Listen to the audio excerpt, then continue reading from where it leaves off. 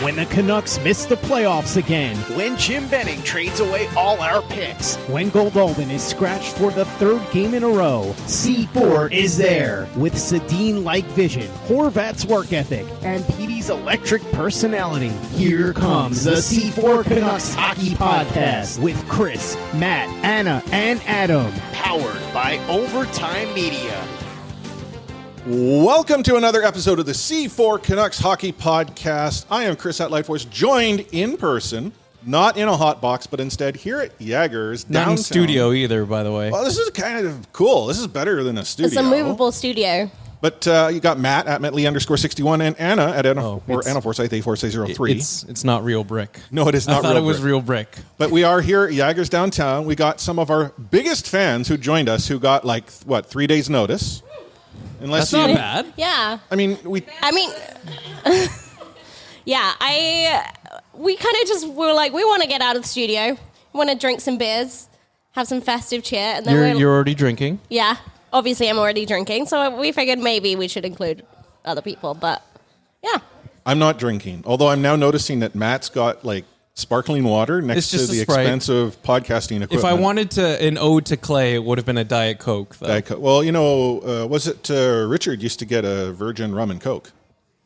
Did he really? Yeah, he used to order virgin rum and Coke, please. No. C'est la vie. Boo. Anyhow. To each his own. And for those who don't know Richard, it's formerly Mosey19. I actually think he goes by Richard Lote now on Twitter. It's been a while. Too big. Yeah. It's too big for us. Moved on. But we are here, Yaggers Downtown, for our very first live show in front of thousands and thousands of people who are walking past Yaggers right now. Right? That's generally how it works. We've got our patrons listening in live in Patron Studio. So, shout out to our patrons who could not be here. Yeah, should we be offended by the fact that we have so many fans that live really far away from us? Well, I like your mom who was, promoting us on Twitter. Yeah. Just in case that she knows anyone that happened to be in Vancouver. We're big in London, apparently. Yeah.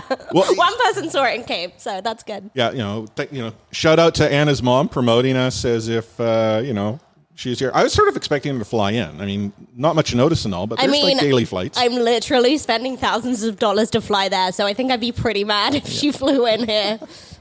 But we are here live, and we're going to talk about the Vancouver Canucks. This being our last real episode before the holidays. So we're going to have something for Christmas. Just what that might be, we don't know. I mean, it sounds like an entire watch-a-thon of us watching Home Alone. Oh, that'd be cool. Again. Except Anna won't be here for I know that. how much you love Home Alone. Yeah, I did that for C4 the movies. I've already had a suggestion today. We can do the entire. next one. We can have an hour-long podcast of Is Die Hard a Christmas movie? It is? It is a Christmas movie. All right, that's well, cool. then it's not going to be much of an argument, I guess. Off the rails already. Speaking of C4 at the movies. It's going to be a long hour, I'll tell you that. Well, with the way the Vancouver Canucks have been playing as of late, it could be even longer. Look, we got a lot to talk about, so we'll get to the Canucks stuff for sure. Okay, but before we do, I do want to thank everyone for coming out. All thousands and thousands of people walking by Yaggers and the diehard fans we have here in the room. I'll let. It's a trial run. We're hoping to have more live shows and with more promotion upcoming in the future, I think, as well. Right? Yeah, I'm in charge of this, so it's a soft launch, if you will, for a live show. Yeah, very soft. But we've got the gear. Flaccid launch, if you will. But you know what we don't have? Did you hear that? She just called it a flaccid launch. I was going to say class. That wasn't what I was going to say. No. Okay, have you been following Anna on Twitter? I don't follow this potty mouth. Trust me. All right? You have influenced her far too much. She stalked me at the last Canucks home game too. Yeah, she's making comments about water in a way that I should not have to see on Twitter. Can we get back on track? So Adam's missing. That's what I was going to get at. Where's Adam? Adam. Who cares? He's not at Yaggers. No. He's not where the party's at, and that's what we know. Yeah. Looking for a new co-host. Replace Adam. Yeah. Must be negative. Yeah. I'm sure we could find a few of those around Vancouver. But this is a Canucks hockey podcast. So, Matt, what are we going to be talking about this episode? Well, we're getting into, obviously, the last couple home games for the Vancouver Canucks, or at least I should say the last couple away games, if you will. The San Jose Sharks, Vegas Golden Knights games, 2 losses for the Vancouver Canucks, but at least returning home for a homestand coming up. We'll also talk a little about the Sven Baertschi gate, if you will. Sven Baertschi unhappiness. Gate. Yeah. The trade that isn't happening and has not happened yet. And maybe a little bit of if Travis Green is on the hot seat, given the last couple of underwhelming performances. My goodness, that might be music. I think there's a debate there to be had. There. And then what else we got going on here? I think I got the rundown in there. What is it? Yeah, a little bit more on the goalie situation. We touched on that last week, but I think we'll revisit that. I also think Quinn Hughes is going to steal the Calder Trophy away from Cale Makar. You think so? We'll talk about that. We'll talk about it. But before we go into Rewind, I actually want to talk a little bit about Overtime Media, who happens to be the network that keeps us around. They're what helps us make this possible. But also, for those of you who don't know, you might be looking for tickets for an upcoming Vancouver Canucks game. In fact, some hot tickets. I mean, the Montreal Canadiens are in town. The Pittsburgh Penguins are in town. So I'm going to recommend that if you haven't picked up your tickets yet, that you go and check out Vivid Seats. Now, Vivid Seats is the top source of tickets events you want to go to, not just Vancouver Canucks games. I mean, you want to get something, Kiwi Theatre, maybe Broadway in Canada's in town. Yeah, just in case you want some culture. Matt doesn't have any, so. Well, I'll have you guys know. I walked by the Orpheum last night. There you go. And the Bach Christmas Choir was performing. I didn't actually go in. No, but you but saw it was there. You saw the, about I it. felt like I was kind of there. You saw the playbill posted. I saw the people there. going in, so Got it. I was part of the crowd that was going in. Well, to make things even better, if Matt ever wants to get a little culture in his life, Vivid Seats actually has a loyalty program as well that allows fans to earn credit back in the form of Vivid Seats rewards. So how do you get it? Well, you got to go to the App Store or Google Play, download the Vivid Seats app, and you're automatically enrolled in the Vivid Seats Reward Loyalty Program, which is equally important. The purchases are all backed 100% by a buyer guarantee, so you don't have to worry about getting, stiffed. Again, if Matt's selling tickets on Craigslist, I'd be concerned. But if you can get tickets to the Vivid Seats app, you're pretty much guaranteed. Now, when it comes time to buy, new users need to enter the promo code OVERTIME at checkout to receive a discount of up to $100. It's better than any deal that Matt or Matt's friends will ever provide you. I'll have you know, I'm very cultured. I'm would very not cultured. trust Matt or his friends I've got culture. ever. I've got more culture than a probiotic yogurt container. Okay. Oh God. The boos are already coming in from the crowd. Yeah. So, as we look back at the week that was, It was stinky. we were talking a little bit about, Anna and I were talking about, she had mentioned, like, I had to listen to the last period. I'm like, oh, you listened to it? Yeah, I couldn't watch it anymore. Like a real peasant, huh? well, The 1980s. yeah, I listened on a car radio. Jim Robson on the call. I felt very old. And this is the game in Vegas that we were Yes, talking I did about, watch so. the first 2 periods. Couldn't watch anymore. Started driving. Didn't drive into a ditch. You'll be pleased to know. Well, I'm glad you I made was it going out. to say, did she drive off a cliff after that one? Thought about it. What positives do we take from that game? From the Vegas game? I mean, Pettersson scores a pretty good goal on his own. Yeah, shotgun got him one. Quinn Hughes, Yeah. doing his little thing along the boards behind the net. And it's kind of cool that teams seem to haven't figured him out yet. So that was cool. DiPietro got some minutes. He got some so minutes. He made some decent Let's saves. talk about this. Like, obviously, hindsight's 2020. But does anybody here think, coming off of the San Jose game on Saturday night and the short turnaround that it was going into the Vegas game, that Mikey DiPietro should have maybe gotten the start? No. Well, I think see, you're I was literally going to say insane yes. if you say that. Would it have been like throwing the if you wall said that into the yesterday. walls? If I Yes. said that yesterday, yes. But obviously now seeing the results of the Vegas game, like Jacob Markstrom was just outmatched. Oh, the team was outmatched by a very hungry Vegas Golden Knights But I team that was think- rested. Only one of those goals Markstrom would want to take back. Well, he would blame himself for all of them, but that's not the point. I think realistically, only the first goal you could blame him for. So I really think there wasn't a big difference in performance. So is there harm in trying to get DiPietro a little into game action? I mean, it doesn't sound like Demko's coming back in the concussion protocol at this point. The Canucks have a holiday stretch of games coming up. It seems like there is an opportune time to get DiPietro some game action. But I think what this has exposed, this Demko injury has exposed, is the complete lack of depth in the Canucks goaltending. You have 2 goaltenders who are, vying for one NHL spot, but then you have a gap, and then you have DiPietro. And sure, he did fine, and in the how many minutes? 6 minutes did he play last night? He mopped that game up real well. But, like, you know, he still let in a goal. Like, Vegas was on the power play, and the game, I wasn't mad at it at all. But, like, I think he's a long way from being NHL start ready. What do you got? Well, so I look at it this way. First and foremost is that Demko's out probably until after the holidays, right? Concussion protocol is about a week, and we're pretty much looking at... Well, it's his now second documented concussion that he suffered with the Canucks. The team will obviously take their time with him and getting him back to 100%.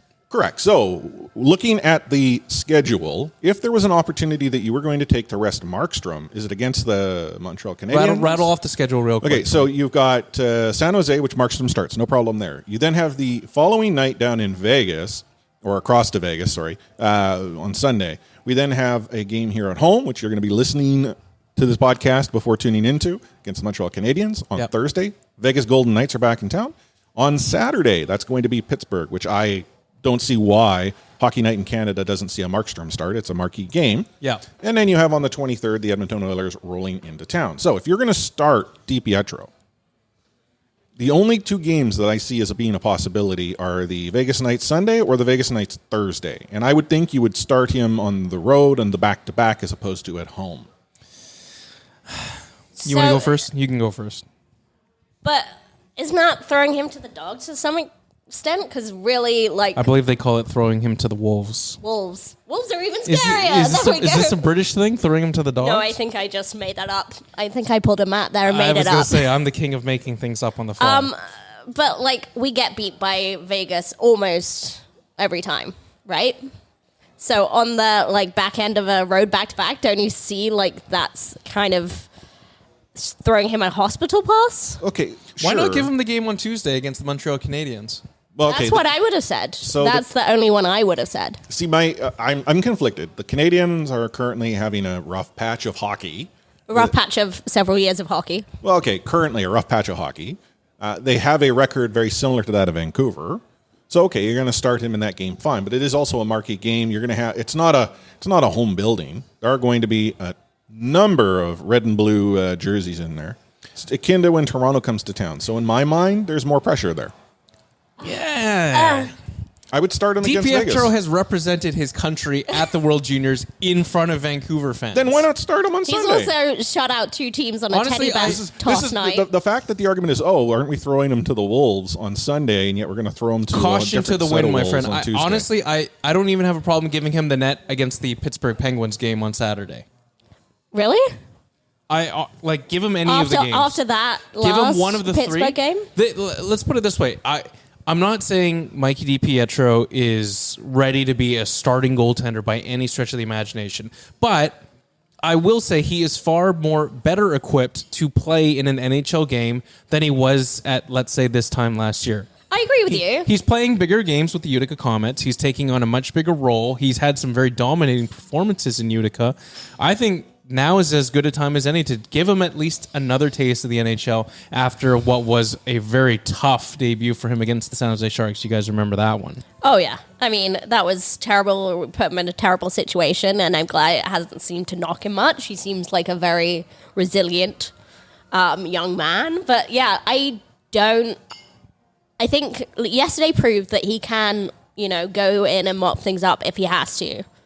But I don't want him to mop up games. But see, for me, I'm just like, before yesterday, I was terrified seeing Demko go down and thinking we have no backup for Markstrom if he goes down injured, if he has... you're sure? I feel like you're treating him with kid gloves a little bit. Maybe I am. You even sound like a judging mom. Like, he seems like a resilient young man and everything. Yeah. Like, come on. Like, this is... I did say that tongue-in-cheek, for sure. And he's ready to go. Like, he's not, again, getting the net for the 82-game season, but give the guy a game. Okay. I would just be more cautious than you. And again, the opportunity, like, let's say he plays in that Vegas game that they just lost. What's the difference? It's still a loss. A loss is a loss.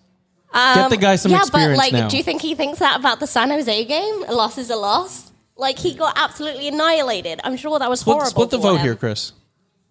As to him getting... Does DiPietro get a game in this next stretch of games in your mind? No. I hate you both. But that's the thing. I don't believe he shouldn't. I think he should, but I don't think Travis Green starts him. Okay. If he was going to start DiPietro, it was Sunday. See, I would say tomorrow against the Habs is the easiest. It is probably start. the most opportune time, yes. Yeah. But this could all be a moot point at this time tomorrow anyway. Yeah. That's true. And jumping to Painter Chat, Bitter Canuck makes a salient point is that the game itself wasn't Markie's fault. Vegas is a much better team. Canucks were playing tired. Obviously. And that's, I don't think, what we're saying here. We're simply suggesting that, if you were going to rest Markstrom, who is probably equally as tired as the team in front of him, that might have been the game. Completely off the rails here. Is that your Yes, food? that is my pulled pork, my crispy chicken po' boy, if you will. When do you plan on I don't know. eating that? I'm gonna look at it. That was a bold I'm gonna look choice. at it as the what is it? The carrot dangling at the finish line. Yeah, I think you So might I just have a have few to put up with you less jamokes for another fries 45 minutes. when it eventually. Well, that's fine. I mean, arrives. you know what? There are people here that are attending, and all the listeners can have all the fries if they need. Okay, is that like poutine? Except you, Chris. there, You're not or allowed like to have any what- fries. I'm trying to figure out what that is in the Dean's plate there, and then there's like We got some nachos. nachos. Oh okay. yeah, Yeah. I should have got that. Yorkshire Yorkshire pudding. pudding. Anna, you know what that means? Oh. You know what that is? You're from London. God, it's like home on a plate. And, this time next week, I mean, literally in 4.5 days' time, I will be at home. You doing the plane thing again? I'm doing that plane thing again, where you travel. Because I have family that loves me and wants me home for Christmas. So, It's a little debatable, but whereas I think the Dad Lee is having the Horvats over for Christmas. the Horvat and Lee Christmas dinner is taking effect. Yeah, Yes. I figured. Can we talk about Sven Berchi? Yeah. Let's talk about Sven Berchi. How long is he going to remain a Vancouver Canuck? I mean, It would not shock me. Sorry, I interrupted you. no, you can go ahead. It would not shock me if he is not a Canuck by this time, by the end of this year. So like the 2019. Yes. Okay. Bearing in mind that he cannot go anywhere between, if he is not traded by Thursday, he cannot go anywhere Right, for roster the next freeze. Gotcha. 9 days. I don't know the specific time. I think it's 19th to the 28th. He cannot go anywhere. Data over here, she knows. Data. Like from Star Trek? I think so. Exactly. Wow. What a great You're reference. getting all kinds You're of comparisons so cool, today. Matt. Yeah, you're welcome. You've long been the Sven Berchi apologist. Yes, I think that's how I'm Where do known. you sort of stand with him at this point? I mean, I stand with him in that I feel very sorry for him. Realistically, he is better than at least 3 or 4 people. You keep saying this. Okay, do you want me to name them? Like, Do you still think he's more valuable to this team than Josh Levo is today? no, perhaps not. He's probably just below Josh Levo. How about Tanner Pearson? Probably not. So So I that's, feel like that's why I think so- he's in the middle of this roster, right? So the He clear is- debate then is that Sven Berchi is most definitely not a top 6 player. Is that correct in saying? I wouldn't say most definitely. I would say if he was on this team, like if my ideal roster, I'd start him on the third line. Yes. I just don't think Travis Green views him as a third line winger at this point. Like Right. he's gone on Quite record to obviously, say quite obviously, that yeah. he wants a little bit more of sandpaper on those bottom 6 pairings, on those bottom 6 players. But if you look at teams like teams that win the cup, teams that go deep in the playoffs, they are not teams that have 2 sandpaper lines. They're not teams that have 2 tough lines. They barely have But wouldn't you say that Berchi is also lower on the depth chart than, let's say, Antoine Roussel? Like, you've seen that line. I don't know if I'd you say saw that. the line of, like, Gaudette, Roussel, and Virtanen being quite effective as a third line. Yeah, and I've enjoyed that. But it's such a short sample size. Roussel's just come back into the team. I'm not saying let's get rid of Anton Roussel. Yeah, don't get me wrong at all. The crowd's already booing you. I feel it. They're just- booing I mean, you they're through the not. Yorkshire pudding, Anna. How does that feel? That feels low. That's, yeah, using my own culture against me. Honestly, I don't want him on this team now Okay. because I don't think he's... Because it's it's not- quite clear that he's not getting the opportunity. Right. When he came up, he got such minimal ice time. Right. Still put up good numbers, but on such minimal ice time, it's very clear that Travis is not going to give him the opportunity to succeed. So he needs to move. Obviously, the salary is an issue. That's quite clearly why he cleared waivers today. He's now cleared waivers twice, by the way, in case for keeping score. Is that correct? Yeah. 30 NHL teams have had an opportunity to get Sven Baertschi on their roster. He still had the same contract both times. I know, but I'm saying that there was not a single team that wanted him then, and there's still not a single team that wants him now. At the contract. At that contract. In the middle of the season. When a roster freeze kicks in at 11:59 p.m. on December 19th and goes out of effect 12:01 a.m. December 28th. So 9 days. That was correct. And it's Maybe local time. he gets the deal done before the New Year's. Maybe. Sorry, Chris, what did you say? Well, it's local time. It's like essentially the roster freeze goes into effect. The local time for your team? Yeah. So, but for your NHL team? So like, the West Coast goes on the roster freeze. We could get a deal done with latest. San Jose, in other words. Yeah. Yeah. Well, we could get a deal done with any team in the league, presumably. Well, no, because... So we both have to be... Yeah. Okay. Because their roster's frozen. I was told there'd be no math. Yeah, exactly. It doesn't really matter. Like, it's okay, but the such point an is, obscure scenario. Is there any sort of market at all for Sven Baertschi? Like, what has to be done here? Do the Canucks have to retain salary on Baertschi to unload him? Because it seems quite clear that there's not a team out there that would want him for free at his current contract. Yes. And I'm sure it was close. But can realistically, could many teams take on, what's he on, 3.6? Right. Let me ask you this. Is there a market for Sven Baertschi now compared to what the market was for Eric Goodbranson when we traded him to Pittsburgh last year? I mean, who has more value at the time? We won the lottery with that Eric Goodbranson trade. I wouldn't say we won the lottery. I would say we won a free ticket or something like that. A free ticket on the lottery? No. That happens. I mean, I'm a company man. I'm just saying. Tanner Pearson. No, let me serious question. Does Eric Goodbranson have more trade value then compared to Sven Baertschi now? I would say no, but it's so hard to say because I really didn't think we'd get a player like Tanner Pearson out. Can the Canucks get a similar return, a project player back for Sven Baertschi, and maybe retain player? I think realistically we're going to get a low-end pick. I think they'd be lucky to get that, to be honest. With retained salary. I think at this point, though, if they could just get him even off the books as a contract and some of the salary retained, I think the Canucks would do that deal. Right. But also, in a trade, you do have to give something back. That's how trades work. Also, I'd like to just kind of say I didn't like that it got aired out so publicly that Sven Baertschi was unhappy. But also, this is, are you coming at that from his agent's point of view?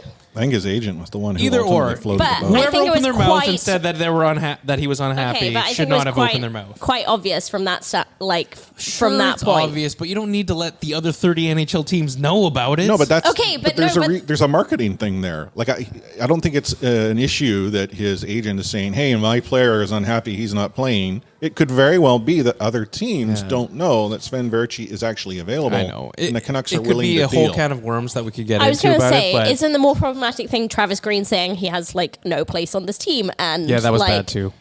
Really, if Sven was playing at the level Sven can play at for from the beginning of the season with the Canucks to now, I'm sure there would be far more trade available partners than there would be in the way they've currently managed it. Right. When I say that, I mean far more than zero, so at least one. We were going to talk about Travis Green being potentially on the hot seat. Do you want to save that for the next segment here? Should we do that? Sure. Let's roll that into the next segment and get into F word? Can I just finish up? You can. Not on Sven Baertschi. You'll Let's be give pleased her to the know. floor. Oh, okay, good. Continue. I'm going to talk about our friends at The Athletic. Ooh, tell me more. So this morning, I was reading an article from Thomas Drance about the Sven Baertschi situation.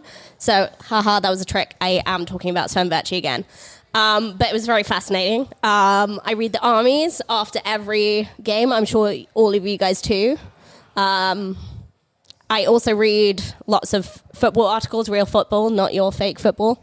The Athletic is the fastest growing online publication. It's getting all these cool authors, and what I like about it mainly is that they're just doing not your straightforward articles, and it's not just game recaps. Even the Armies is not a game recap. It's like way more than that. So I just like that they're giving writers freedom to do what they want to do. And thanks to our pals at Overtime, our lovely network, they are giving everyone 40% off a yearly subscription. Sorry, what? 40% off? 40%. Oh, sweet. By the way, so I was that told goes there'd be from no math. That sounds like a lot. Yeah, so that goes from cheap to really cheap. It's such good value, you guys. So yeah, athletic.com/overtime, and that's where you can claim your 40% off and go on reading about the Sven Vetchy situation, or you can read about other stuff because there's a lot more on there. He liked to say the F word. Oh, then get the here then. Okay, see ya.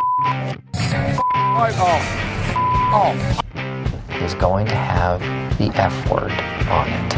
I wish I could give you an explanation about it. I can't. You, out of here.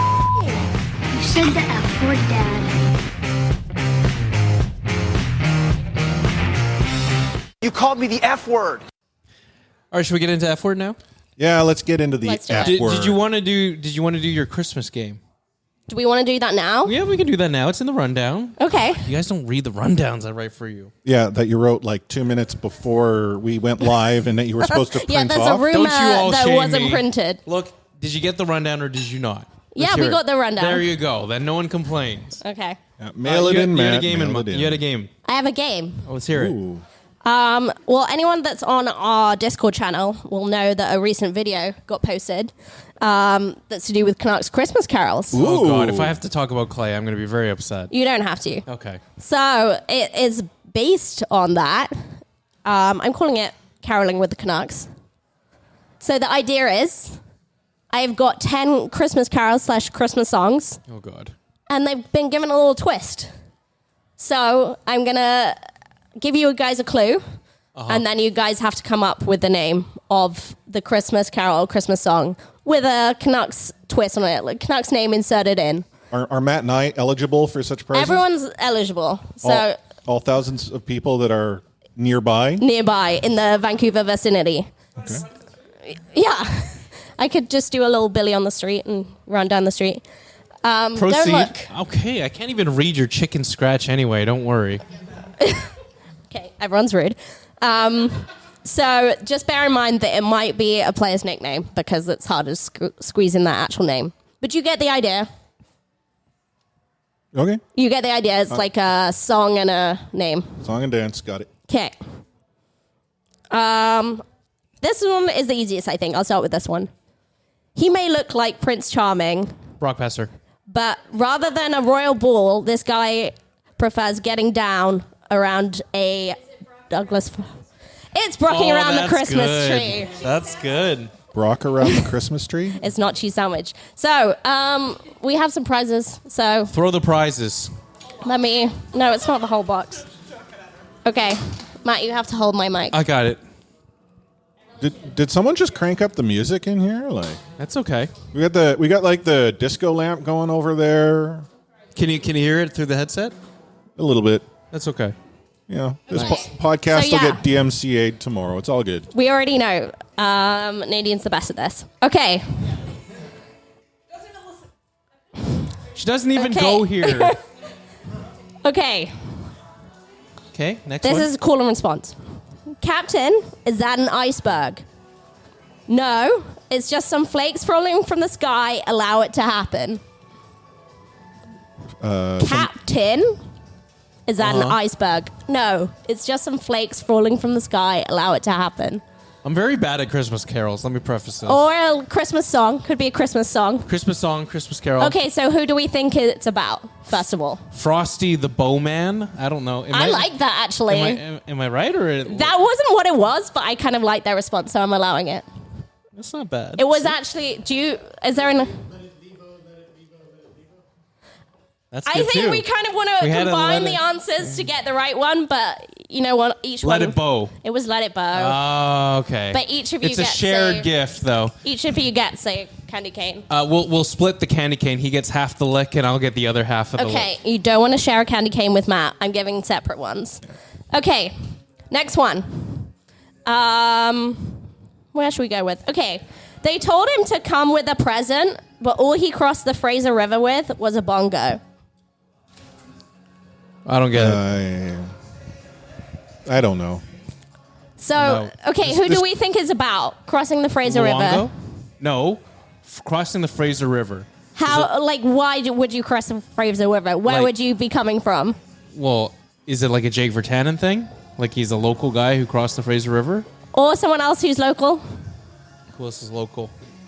Crossing the bridge to get here. Troy from Richmond. Troy from Richmond, yeah. All he bought was a bongo. I don't get it. I don't get it. Chris is very bad, by the way. I feel like I'm carrying this team. Yeah, Okay, we're moving on.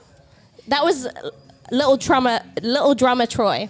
Oh, okay. I get it. I did not get the song, though. Again, I'm bad. I'm bad with Christmas songs. Okay. So to understand the concept here, you need to know the Christmas Carol. And the player. And then there's a Canuck reference tied into the player, carol. and then you need to tie the two together. Yes. Yeah. Man, this game is far too complicated. It's okay. Don't worry. Okay. We got a Next couple one. more, right? Yeah. We'll do a couple more here. Okay, now I'm not sure if these three ancient guys are brothers, but they came from either the Far East or Eastern Michigan, bearing gifts of fast hands, puck handling, and elite speed. Sedin reference? No. Oh, Eastern Michigan. Who's from Michigan here? Well, It's... No. Do they have to be current Canucks? Okay, who do you think it's referring to? Who do you think the... Well, it's like the wise men, but and then I don't know. I kind of like that. I Yeah. wasn't Hank from. Okay, but Way to go, no, Trev. but if there's three of them, they don't all necessarily play for this team. But there's three of them, and they're brothers. Okay, so patron chat saying lotto line. No. Oh, okay. No, Nadine was right, but We three kings and there's a pun. I don't know. or who is part of a famous group of brothers? There's a Sutter. No.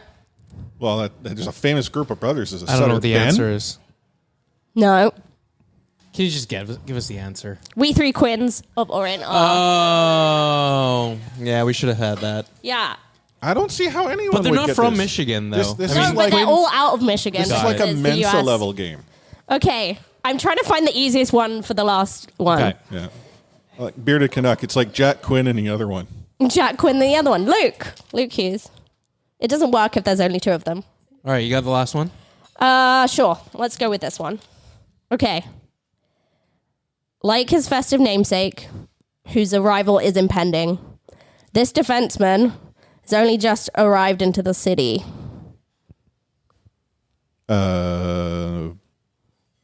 Tyler Myers. Or, No, Ben. no, or, Ben Myers. who else is a new defenseman? Fantenberg. Yeah, Fantenberg. Is it Fantenberg? Yeah. So what's his nickname? Sorry, it is Fantenberg? Yeah. I don't know what his nickname is, though. Why would you just use his name? Anyone? Oscar? No.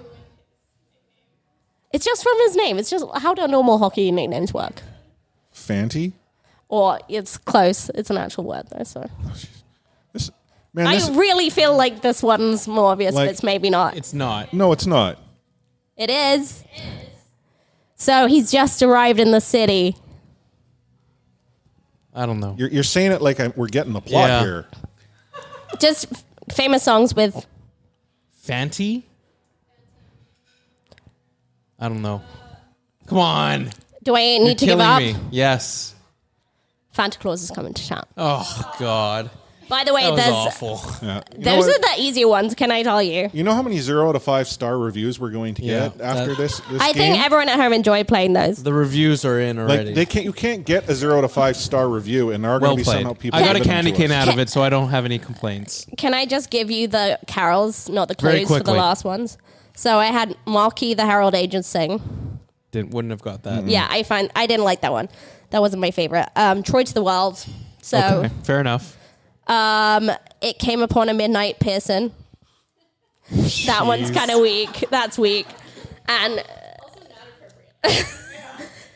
Godet Rescue Memory Gentleman. You know what? I don't think Clay has to worry about losing this is the worst one though. The Holly and the Mizey. That one is bad. That one's the worst one. You know what? Speaking of being on the hot seat, let's stop talking about Green. Let's talk about Anna being on the hot seat after that. That's smart, you guys. You You guys some of aren't them. getting me to my crispy chicken po' boy any faster, you know. We got like 3 of them. Your crispy chicken po' boy will be like, you know, I soaking think it'll wet, stop cold walking chicken. again. No. No. Okay, anyhow, Travis Green, hot seat. Let's get back on the rails. Do you think he's on the hot seat first and foremost? No, I don't think he should be. I mean, not to suggest that he won't be. I don't see how Jim Benning has another bullet in his proverbial gun. Yeah, that's fair. I would say this, though. This team obviously has high expectations for themselves. They have aspirations of making the playoffs. They had a rough November. December is not going that much better, if at all. Mm-hmm. You can't deny that at some point push does come to shove and results are what's important. Well, no, and I will concede. You've got arguably a team that's been able to show that it's got some moxie.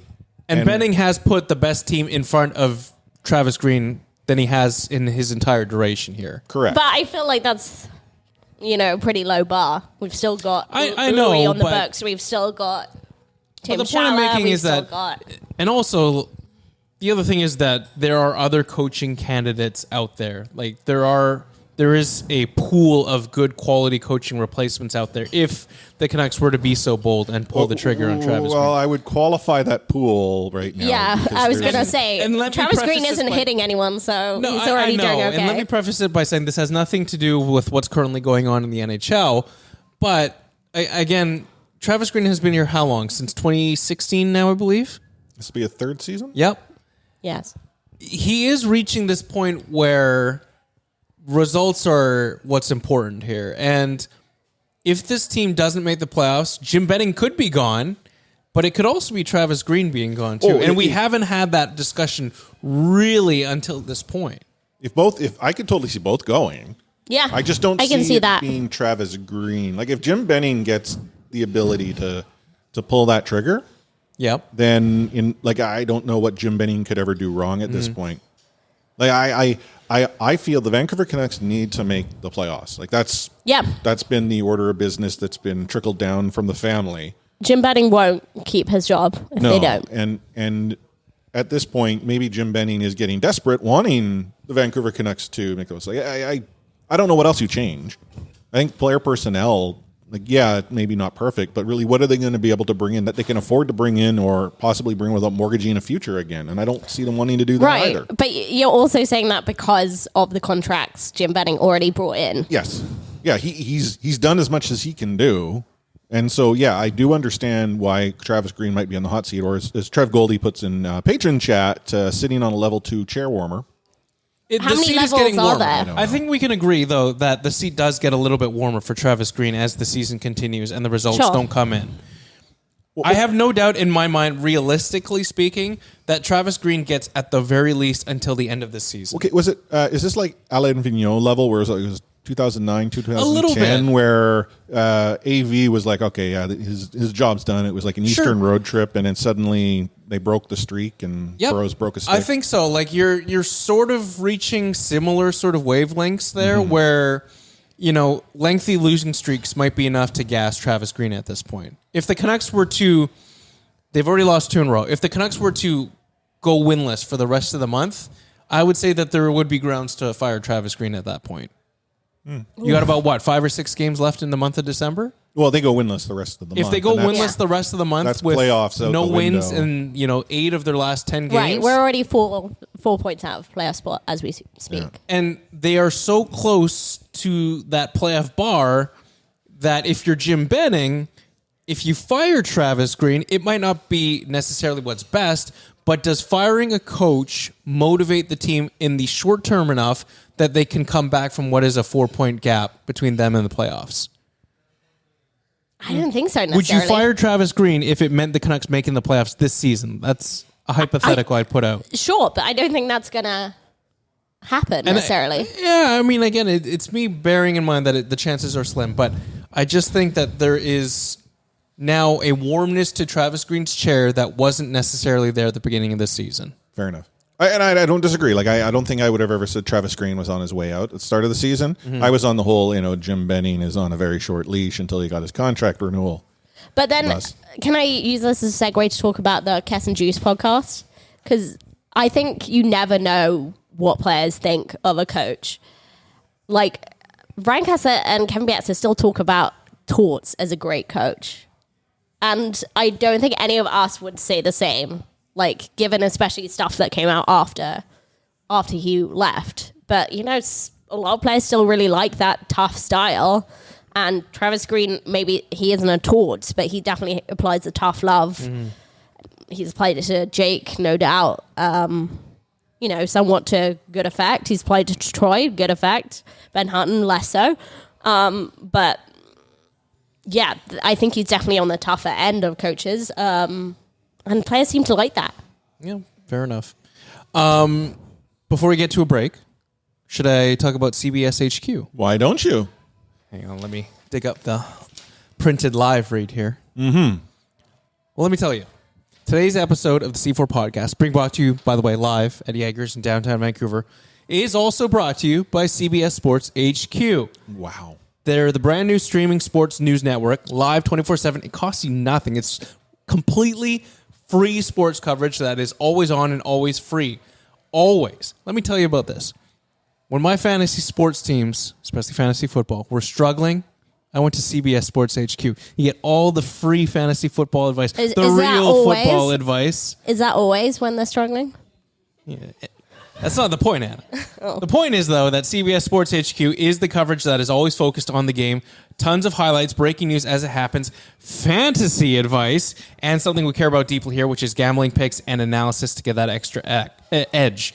And let me tell you, there are no fake debates, just sports for real sports fans at the great price of, you got it, completely free. You don't even have to log in or sign up or anything. Download the CBS Sports app. I've got it on my phone, by the way, and watch CBS Sports HQ today. Take hitting out of the game. You can't hit anymore, so don't do it. The unsportsmanlike conduct, I want to get an explanation on that. No kidding. Because how do you get suspended for unsportsmanlike conduct? Plus interference. There's no interference there. He had the puck. Now, Madison never ever did that before. Now, why did he do it? Because he was mad. Well, your early favorite for the Calder Trophy, that's for sure. Elias Pettersson, you might even say your early favorite for the Hart Trophy. Just to get back to your question, Elias is going to play plenty. He didn't play. He's going to get a lot of power play time. And, yeah, I'm concerned about our offense. We lost 200-point players, and we've got to find a way to score.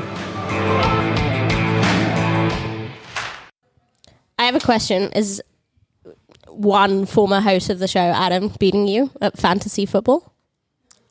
No comment. So, yes. Fantasy heartbreak for me this season. Adam also only one of two people who have beat me in the C4 Fantasy League.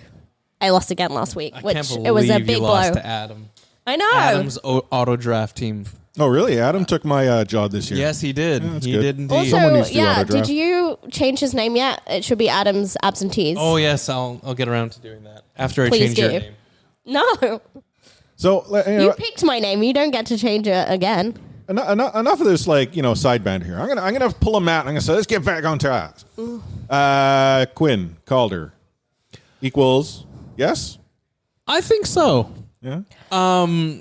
We read it in Thomas Strantz's latest piece about Quinn Hughes versus Cale Makar. Where'd you read that? In The Athletic. Ooh. But I just think Cale Makar is going to miss the next week of games. He has now missed, 4 or 5 games at this point. We've seen that Quinn Hughes at 5-on-5 is a little bit more better than Cale Makar. Cale Makar being more offensively gifted, he's getting a lot more opportunities on that power play. It is a closer race for the Calder Trophy than it has ever been. And closer than Bennington Patterson? That wasn't close. And Bennington is still sour about that. St. Louis fans are still very sour about that. Yeah, they won a cup and they're still mad about the Calder Trophy. And this is me acknowledging that Cale Makar himself is a very gifted player. But I do think by the end of the season, Quinn Hughes gives him a very serious run for his money. I think you're right in terms of, is he keeping up with the level of play that Cale Makar is putting out there? Yes. Is Vancouver an unfashionable team like right now? Yeah. And it's all on votes. And with the Canucks giving up so many goals, even if it's not Quinn Hughes on the ice, like, is it realistic that hockey writers are going to write him down on their ballots? I think not, unless like there's a significant improvement, because I think that's always been the dig at Quinn Hughes. I think it's unfair, but that's always been the dig, is that he is an offensive defenseman and he's not like great in his own end. And he has made a couple of mistakes recently. I don't think that's means that he's not making Tyler Myers levels of mistakes though. No, but who is? Like, that guy is like, what was he thinking, clumsy by the way, giraffe on on that Vegas ice. goal? I couldn't believe He that. just gave up. That's the concerning thing. It's not like Compete is in our nature. yeah, the guy Tyler Myers lying Except on the when you're floor. deep in the offensive zone. Yeah, Tyler Myers. Well, but that's So, getting back to Quinn Hughes. I do think that he's just got such a brain for the game. And I would agree. It's coming out more and more as the season wears on. What he continues to lack in size, he still has in both finesse and intelligence on the ice. And I am hoping that the rest of the Professional Hockey Writers Association will take notice of that, because I do think Quinn Hughes' ability to process the game is much better than Cale Makar's. And I do think that considers at least very serious Calder Trophy nominations. And I'm hoping that they'll notice that as well. I think Cale Makar still wins the Calder Trophy when it's all said and done, if I had to put money on it. But I think it'll get close to a 50-50 split by the end of the season. I think it'll be a close one, but yeah, I think Cale Makar's still winning. So the only two things I was going to add, if there's one good thing for Quinn, he's not competing against the Eastern Advantage with Makar being in Colorado. Can we talk about Jack Hughes not being what we thought he would be, by the by? Well, how much is that Hughes? How much is that New Jersey? Sucks. Like, New Jersey are bad, like really bad. Imagine if he'd gotten drafted in Vancouver. Jack? Yeah. Oh, I would love that. Right? Like, we'd still be to this excited, day, but I still think the Mrs. is here. The future Mrs. Lee? Yeah. Yes, she's entered the building. Do you know that the moment she walked in, she rolled her eyes, and I thought she was going to make a beeline out. Yeah. I mean, it's the same effect we have when we see you, too. I say that every morning when we wake up and she's still there. I'm just grateful that she's still there. As you should be every single morning. Talking about Jack Hughes, I think it would have been interesting if he was in Vancouver instead. Mm-hmm. Do you think he would have been just as bad? I actually wonder, does he actually play in Vancouver, or is he getting developmental time that he would have otherwise... What, like in college or something like that? Well, not necessarily college, but like, up in the press box more than he is. Like, I just feel that Vancouver, if you look at the roster that we have today, you'd fit him in anywhere, but do you really need to at this point? Yeah, fair enough. Like, I think he's more protected, nurtured. Right. Anna's motherly instincts will kick in. He's a resilient young man. I was going to say, I think that heckle suggests that I have very few maternal instincts. It wouldn't be, if he was in Vancouver though, it's too good a promo opportunity to turn down, surely. His brothers would be on every poster, on every bus, and every bus stop. Can't put that in the press box. So, getting back to New Jersey, we saw the big trade that went down today. Taylor Hall becoming an Arizona Coyote. Do you know that Arizona is New Jersey currently just got a little bit worse. They are the highest cap team right now. Like the Arizona Coyotes. The Arizona Coyotes. Yes, I saw that. They had to have the Devils retain half of Taylor Hall's salary just to fit it on the books. I'm just looking at the numbers right now. Are they still paying for Pavel Datsuk? Oh, who knows? They have. Is Chris Pronger still on the payroll? Chris Pronger still is on the payroll. Yeah. They have in LTIR space 748,000. Yeah. That's it. They have 750,000. Like, if something else goes haywire, they don't actually have the money to make magic happen. I was going to say, there's no one that's paid that. They're also still paying, I believe, for the buyout of Mike Ribeiro, if I'm not mistaken. Well, here I'm going to Cap Friendly. I'm going to look this up while you two chat. So we'll talk about. Let's talk about the trade. I mean, Taylor Hall going to the Arizona Coyotes for a conditional first and conditional third. 3 prospects, including Nick Merkley, if I'm not mistaken. Yeah. Kevin Ball, he's 6'7", 240, playing for Canada's World Junior team this year. What do you think of the Hall, first of all? The Hall? Oh, God, I knew you were going to do that. You set me up for that. I know. And I didn't think about it, and then you said it, and then. Oh, what did Arizona say? Happy holidays. Yes, I saw that too. That was awful. It was bad. I booed that tweet right away. Yeah, I mean, they even got his handedness wrong. They inserted him onto it. What did you think of the return, though? I think you really want to be getting a lot for Taylor Hall. I don't feel like the Arizona Coyotes gave up enough. I would agree with that. I mean, also they have to not only re-sign Hall, sure, that's a very standard condition on a pick. So if they re-sign Hall, that conditional third becomes a second. But winning the playoff series, if they win around that re-sign Hall, it becomes a first. Right. That's not going to happen in 2 years' time. Does it have to be within the 2 years? I presume so, because it's 2021 pick. Right. Yeah, you can't have win a series after that. Well, the re-sign part needs to happen this year. Right. The re-sign part needs to happen this year. Yeah, the playoff series, I don't know if it's both years or just the one. I presume can't it's see both. Arizona winning a playoff round this year, though. No. If that's what you're saying. 100% not. I don't even know if they make the playoffs, to be honest with you. Exactly. So I think that's a crazy condition. So let's just say it's a second round pick. Hall with Phil Kessel, though, is going to be interesting to watch. Right. I just think, There are two guys that I never thought would be playing for Arizona, by the way. Is it is Arizona still the place you go to end your career? Oh, I thought you were going to say to retire. Yeah. Yes. Well, yes, that is 100% what you said. And that's how you get a sweet deal where they're still paying your salary when you're working for the NHL. Just looking at the contracts here, you got Phil Kessel at 6.8 through to 2022. I feel like Ekman Larsson's getting you got paid Derek a lot. Stepan at 6.5 until the end of next season. You've got Nick Schmaltz, who's 5.85 until the How is end of Nick eternity. Schmaltz getting paid $6 million? You've got okay, easy there with you, I'm just Louis saying, Erickson. By the by, Nate McKinnon just gets paid just north of. okay, well that was an aberration. Taylor Hall's $3 million cap hit seems affordable at this point. Yeah. From a Canucks perspective, I want to get your guys' thoughts on this. How does the acquisition of Taylor Hall affect the Canucks' chances of making the playoffs? Taylor Hall going to, again, another Pacific Division rival. Right. A team that's right there in the middle of the playoff hunt, just as the Canucks are.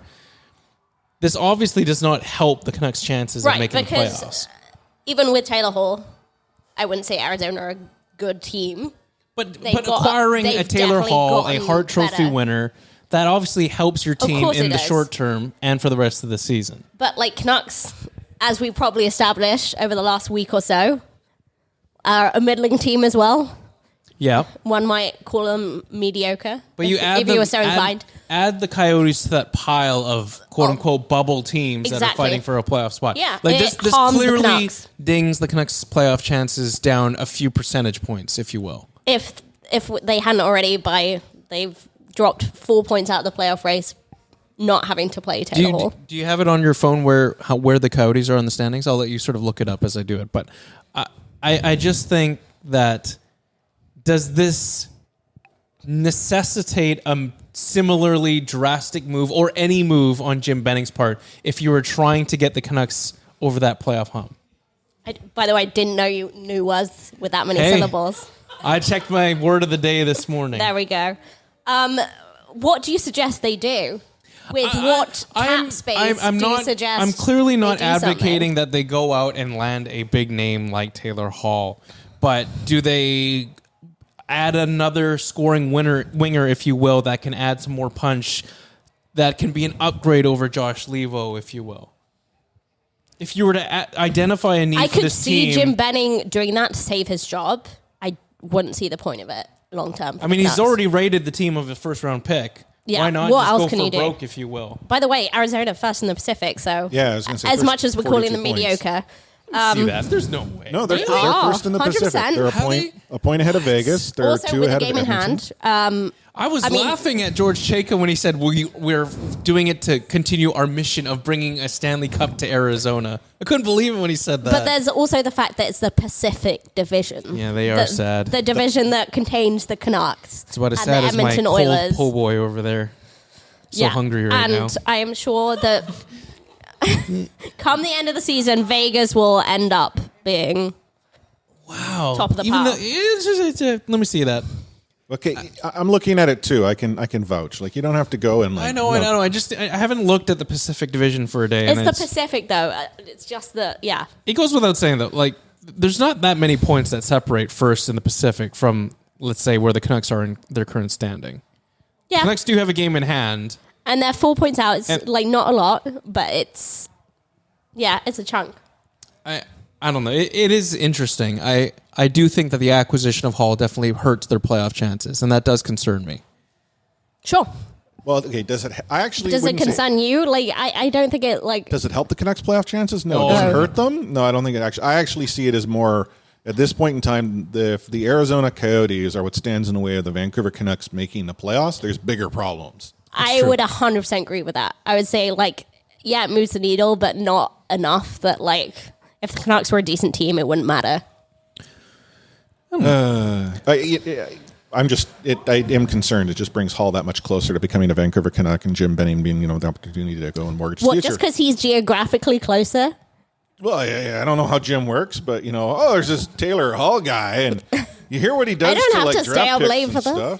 The trade was not 1 for 1. Interrupt my afternoon nap for this. Last sort of thing I want to get to on the podcast. You weren't here for the last couple episodes, so I wanted to give you the opportunity. Apparently. He heard it. He heard that part. I knew he didn't just download. Yeah. He always listens. Oops. I wanted to give you the floor and sort of talk about where you currently stand with the Markstrom versus Demko versus expansion sort of debate. Because I know you've been on that soapbox for a while now, and I want to know if your viewpoint on that has changed at all over the last month. Okay. No, it hasn't changed over the last month, but maybe I could be swayed into re-signing Markstrom, because I think it's been made very clear. I'm on the let's sell Markstrom while the price is high boat. Yeah. And, build continuously for the future, as opposed to re-sign Markstrom and see one of either DiPietro or Demko go. But I also, I guess been thinking about this more, especially in face of expansion. Mm-hmm. Are they the best goaltenders that will be available in the market? And I'm actually not entirely sure, and that's not a knock against the two. It's just on the market, or you mean in expansion? In the expansion market. Got it. So you're just you're saying expose and hope for the best? Well, okay. I mean, I don't like that. The Vancouver Canucks have history with goaltenders in an expansion draft. Yeah, and they went and acquired Van Beesbroek just to protect themselves. He's really dating himself here, but well, no, I mean I can. Back in my day, when the Canucks wore the flying skate all the time. Can we talk about very super off the rails? What did you think of the flying V's last week? It was really fun for a warm up. Do they got to wear those in a game? Like they wore them in warm up, but should they wear them in a game? I mean, if the NHL had different policies, yes. But given the NHL's current policies of you can only wear 4 How much jerseys, is this a sentimentality, though? Like, I grew up... They looked pretty badass. Yeah, because I grew up with these sport jerseys. Is completely free of sentimentality nowadays. You know what it was? Whatever. Just go with it. Sentimentality. Cash in on that. Sentimentality I sells jerseys. I swear, I looked at the jerseys on Twitter and whatnot, and I think to myself, oh, the flying V looks like trash. But then when I saw them in warm-up, I'm like, wow. Also, the 70s jersey, that was fun too. Anyway, back on the rails. Mm-hmm. What were we even talking about? He was talking about John Van Beesbroek, remember? So, I was trying to tell the story about John Van Beesbroek. So the Vancouver Canucks protected Kay Whitmore and Kirk McLean by acquiring John Van Beesbroek, who got picked by the Florida Canucks Panthers. legend John Van Beesbroek. Yeah, he was a Vancouver Canuck for like 3 weeks. It was phenomenal time. Like Mike remember McKenna? Him fondly. Canucks legend Mike McKenna. God, I miss Mike McKenna. He was our savior. No, back to Markstrom. Yep. I'm still thinking you sell high, but then maybe I'm being swayed into the re-sign. I think you have to feel a little swayed just because of what we saw, like, for example, his 46 save shutout against the Carolina Hurricanes. And stood on his head. Was it 46 or 43? Whatever. It's Either 40 way. something. But it's not that I'm not knocking his play. I am simply wondering now, having seen a little bit of Demko. Why did he say it like that? Yeah. Demko? Well, okay. We've only seen a little bit of it, okay. Is what I'm sort of implying. Fair enough. We haven't seen enough of Demko to really understand, is he ready to go and carry the team on his shoulders? I don't think so. And then on top of that, I mean, he hate to say it, he's had a rough spell of injuries the last couple of seasons, especially one that's now very his concerning. second documented concussion. So now one of which the Canucks mismanaged. Yeah, hugely. We can get into that, but we won't. Another podcast. So I'm looking at the lay of the land and now wondering if maybe I need to revisit seriously whether or not Markstrom comes back. And I will admit, maybe I am swayed that he will probably be back. So you're still sitting on that fence a little bit. A little bit. Yeah, I'm totally pulling an Anna here. Wow. Oh, that used to be cool pulling Clay, by the way. So I guess I really have replaced him. Any last sort of bits and bobs before we wrap things up here? Can we talk about Jake very quickly? Oh yeah, I was going to say that was one of my positive things earlier. That Jake Vatanen goal. Just like he is turning into the player that we want him to be. Just like driving to the net, shooting at the net. Like it's the flow he's got going on. He hasn't cut his hair for like weeks, I think. Just to go off a little bit on Jake Vatanen, like when your team is going through a tricky patch, the worst thing you can do is overcomplicate your game. Like, I don't know where you're going with this. Try and get fancy. You got to stop gripping your stick so hard. Okay, blah, blah, blah. But like, give 110%. We don't want to turn Quinn Hughes into like a completely stay-at-home defenseman. He should continue playing the Quinn Hughes game.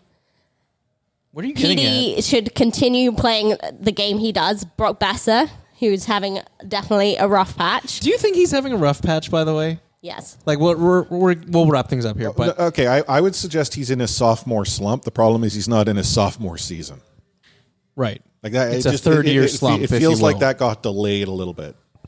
But I think he'll get back to it. And but the point is, Jake Vatanen needs to not like try and be this like complicated, like tricksy guy. Just shoot the puck. That's on the been net. why he has been successful, though, right? Yes, is 100%. that he is getting back to playing hockey. I think he's playing that style of game that Travis Green wants him to play a little bit. He's simplified his game, if you will, and that's why the results are starting to come in. Yes. On the Besser front, though, I will say the dude needs to rip the puck a little bit more. Yep. And that is a little frustrating. Like I felt like we haven't really seen that Besser A shot yet. Well, okay, I would suggest that his good friend Petey maybe needs to follow that advice to some respect as well. Maybe not as to the same extent, right? But both seem to be trying to. I'm going to set up the other guy. I'm going to set up the other guy, and they missed the opportunity to actually shoot the puck. You might say they're not simplifying their game, Anna. I would say that. Mm-hmm. I want to rewind a little bit. When you mentioned, growing out the hair, completely a little off the rails. Mike Ricci, I love the fact that he still has his long hair.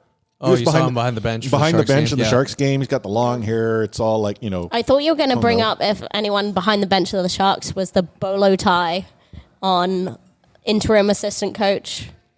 Bob Boutner. He had a bolo tie on? He had a proper I didn't bolo notice tie. that. I was mesmerized by Mike Ricci's hair.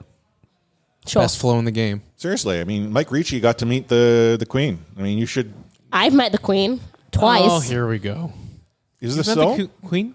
Have you actually met the Queen? I've actually met the Queen. Well, you she's driven shook her past hand me. And stuff? No, she drove past me. Oh, okay. So that's like how I could say I met Pope John Paul. Okay. I met Prince Harry and I met Prince William and Kate when they had the royal visit here. Okay, but were there like literally you and your family there? Yeah. No one else? That's how it was. Okay. She hasn't actually met the This Queen. was this was on a tiny track in Scotland. And her motorcade went by.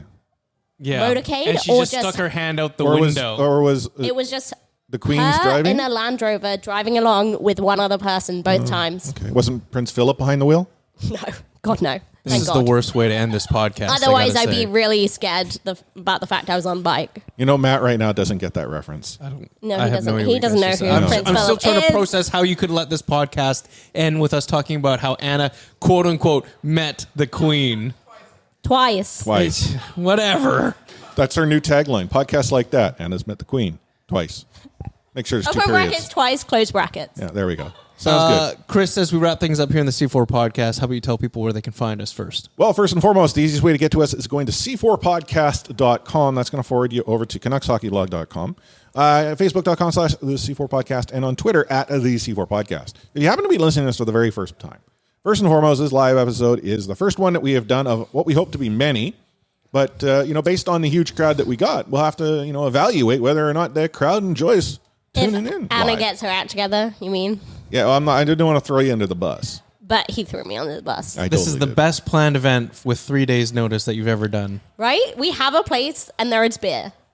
So no, in this room, I've been to the bar. I didn't know this room existed. Like this is going to be a Well, good you would place have if to you do come to something. my birthday party that I invited you to. But all right, I'm so sorry. I let you down. I was out of town. you were both in town because we recorded a live episode that day. I was out of town. This was something else.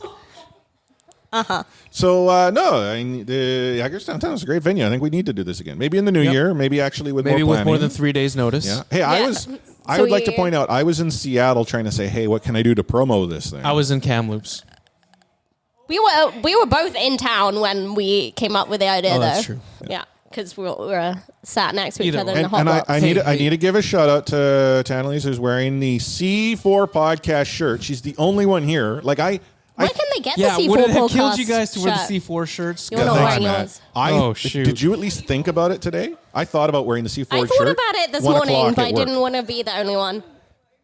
Okay, Look, I know where it is, okay? And that's what matters. Okay, yeah. Number one fan, Seriously. who's now made our podcast explicit. So thanks Trev for that. Goldie wants to know if we have trucker hats. No, we do not have C4 trucker hats. Maybe Yeah, you know what I that think we is, need to do is we need to maybe Shockingly, that's the guy from Alberta I saying think we that. need to expand the clothing line a little bit. maybe we'll investigate that opportunity in the new year in 2020. But Anna, final words of wisdom you want to share for the thousands of people walking by the bar right now? Well, thank you to the whole of Vancouver for walking by the bar today and taking part. I had a lot of fun, even though none of you guys got my Christmas puns. But you know Better what? luck next year, Anna. I'm just too smart for you guys, obviously. Mm-hmm. But Maybe you can put some Hanukkah themed ones out before the end of the year to I would salvage love to do it. that, actually. So I'll think about it. Sing it in the style of Adam Sandler. Sure. Anyway, just thank you to everyone that listened throughout the year, and Merry Christmas. Yeah, this is your last episode of 2019, isn't This it? is my last episode of 2019. So Bye. Matt's going to miss me terribly as I go back to the mother country. Make sure you come back. I don't want you to leave me with him. That British accent will come back thicker than ever. Oh, yeah. to You renew guys the won't be British able to accent understand me batteries. when I get back. Yeah. And then Matt will be like, "Oh, you're from London," you know. No, it's you sound like you're from You London. sound like Come you're from on. Thank London. you. There you go. Come Sorry, my on. bad.